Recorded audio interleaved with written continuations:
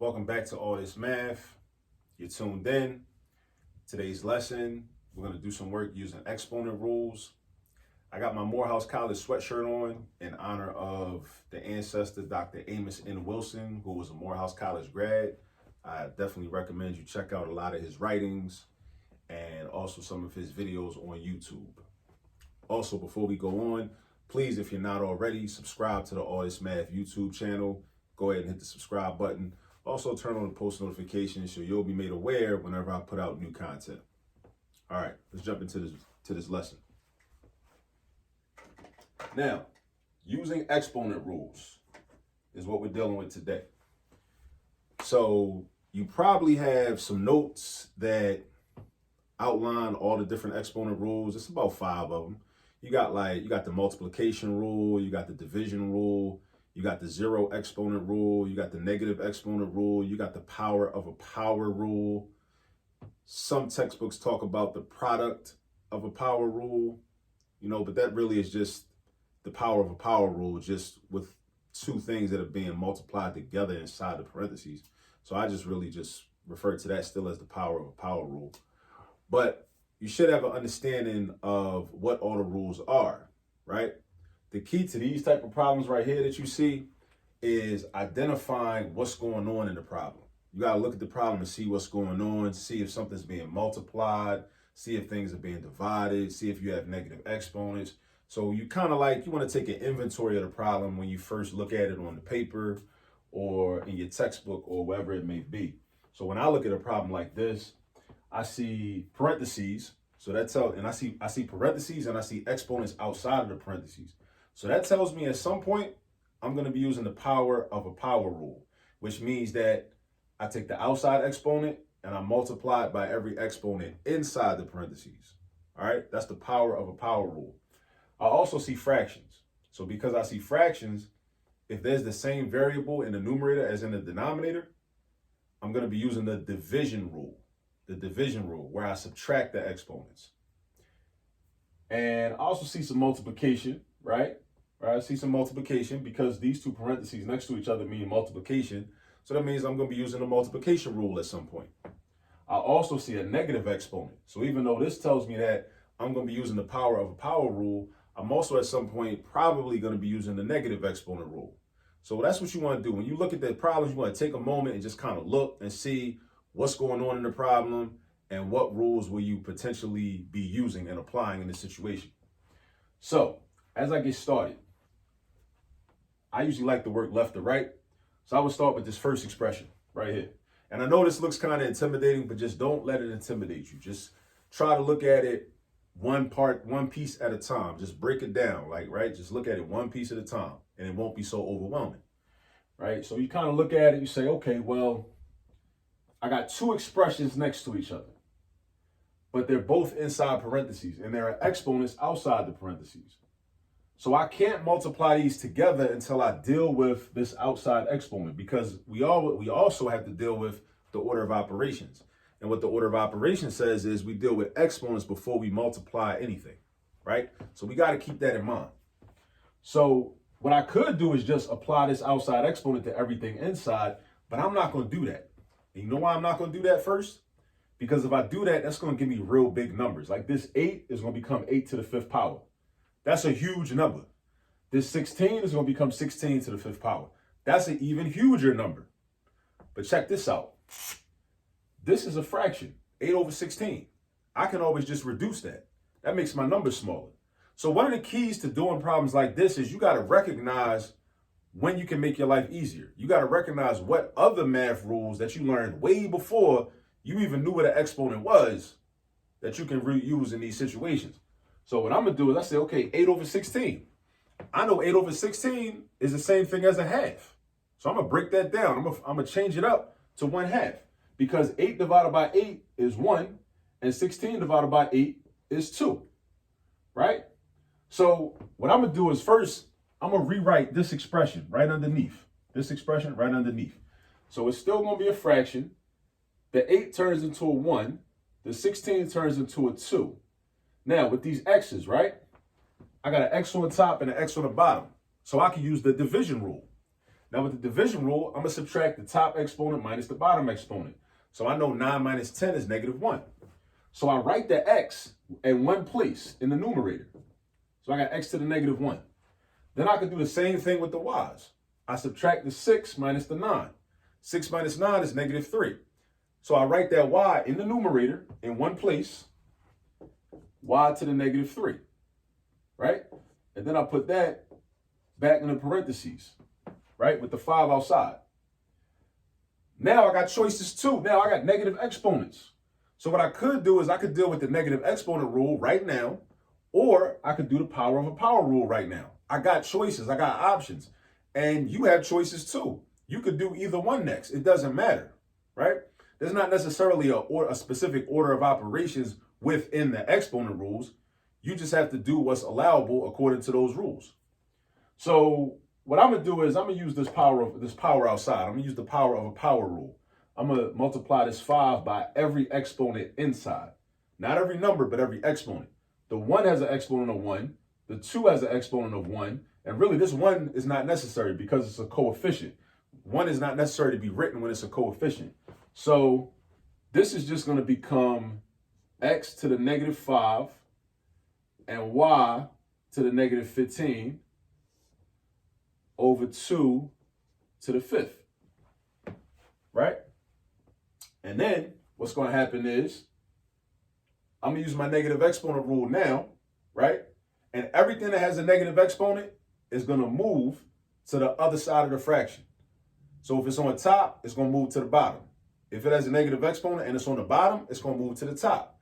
That's how we do this. So now this x is going to go downstairs. This y is also going to go downstairs because they both had negative exponents. So they go downstairs. This 2 goes nowhere. This 2 is going to stay in the denominator. It's going to stay in the denominator because it has a positive exponent. Remember what the negative exponent rule says. Don't just try to freestyle and switch up, remix the rule. Follow the rule. Follow the rule and everything going to be good. Just follow the rule. This has a positive exponent, so don't move it. You don't move it just because those variables are coming down with it, right? They can be together. It's okay. Now, when this x and this y leave, you got to think, okay, so what's going to be in the numerator? The coefficient 1, the invisible coefficient. It's not invisible no more because the x and the y left. So think of it like that. 1 over and 2 to the 5th power. Let's do something with 2 to the 5th power. We have to apply that exponent and use it. 2 to the 5th power, of course, it's not 10. Let me be very clear. It's not 10. 2 to the 5th power is not 2 times 5. 2 to the 5th power is 2 times 2, which is 4, times another 2, which is 8, times another 2, which is 16, times another 2, which is 32. See, ain't no shame in my game. I still count with my fingers, right? Especially when I'm using exponents, right? So this is going to be 32. And then we got x to the 5th, y to the 15th. So this whole expression right here became just this right here. And we went through a step-by-step process. Every math problem is a story. Keep that in mind. Every math problem is a story, right? There's a beginning, a middle, and an end. And we still not at the end yet because we didn't do nothing with this and we didn't multiply these two together, right? But every math problem is a story. Treat it like that. Show your steps. Go step by step. Show your steps. Every math problem, you're telling a story, right? Show your steps and go step by step. So now I go to this expression right here. So now for this one, there's nothing I can really reduce inside the parentheses. So I'm going straight to the power of a power rule. That's what I'm going to do, right? So I'm going to multiply this negative 3 by every exponent inside the parentheses. So this x has a 1 exponent. So I do 1 times negative 3, right? So that's going to be x to the negative 3. This y is a positive 3. So that's going to turn into y to the negative 9th. This 2 has an exponent of 1. So that's going to be 2 to the negative 3, right? Now, let me put this out there. Public service announcement. 2 to the negative 3rd power is not negative 8. It's not. It's not negative 8. It's not negative 6 neither. You can't use a negative exponent. That's the purpose of the negative exponent rule. The negative exponent rule enables us to turn the exponent to a positive. So then you actually use it. You can't use a negative exponent. You know what I'm saying? You can't use it. So all these things, the x, the y, and the 2 all have negative exponents. So therefore, we have to apply the negative exponent rule, and we move the 2 up, and we move the x and the y down, just like in the other expression. So this is going to look like this now. This is going to become 2 to the third over x to the third, y to the ninth. So now we got all positive exponents in this expression. And now I can use that exponent 3, and I can do 2 to the third power. And 2 to the third power is, again, not 6, it's 8. So we're going to have, let me put my multiplication sign right here, right? So this is going to become 8 over x to the third, y to the ninth. So now I got my 2 expressions, right? They're both simplified for the most part. And now I can do my multiplication. So now I'm going to go horizontal with it, right? I was working vertically. Now I'm going to go horizontal with it. And on my numerators, I'm going to do 1 times 8, which is 8. And I'm going to do 32 times the invisible 1 coefficient, which is 32. And then I'm going to do x to the 5th times x to the 3rd. Now, we're using the multiplication rule. With the multiplication rule, we don't multiply the exponents. You don't multiply the exponents. With the multiplication rule, you add the exponents. So you're going to do 5 plus 3, which gives you 8. You write that x 1 time as your base. So you got x to the 8th power. And then you do the same thing with y to the 15th times y to the 9th. You write the y 1 time, then you do 15 plus 9. So you do y 1 time, and then you do 15 plus 9. So you're going to have y to the 24th power, right? 32x to the 8th, y to the 24th. Now I'm looking at anything I can possibly simplify. I can simplify 8 over 32 because 8 and 32 have a greatest common factor of 8. So 8 divided by 8 is 1, and 32 divided by 8 is 4. So 8 out of 32 is the same thing as 1 out of 4, or 1/4. All right? So now everything is simplified, and I just want to write my final answer. I got 1 for my numerator, and I got 4x to the 8th, y to the 24th. And this is my final answer. Nothing else can be simplified. We used all the rules that we needed to use, and everything is cool. All right, so just remember, just know what the rules are. You want to memorize them as soon as possible if you don't have them memorized. But if you don't have them memorized, make sure you have the rules written down in your notes, or you have a printout that maybe your teacher might have gave you that show you all the rules. And really your job is to look at the problem and see, okay, well, what rules can I use? What rules can I use? And in what order do I use the rules? And a lot of times you have an option of which rule you use in which order. That's the tricky part for a lot of people. Problems like this give you options. And in a lot of math classes, we're not used to having options. We're not used to having power. We're not used to having control over what order in which we do things. But you got to get used to that power, right? So again, that's about it for this lesson. So, if you didn't understand something fully, please, hit the pause button and rewind it, go back, watch it over and over, until it really makes sense, until it sinks in. I hope this explanation was valuable to you. All right.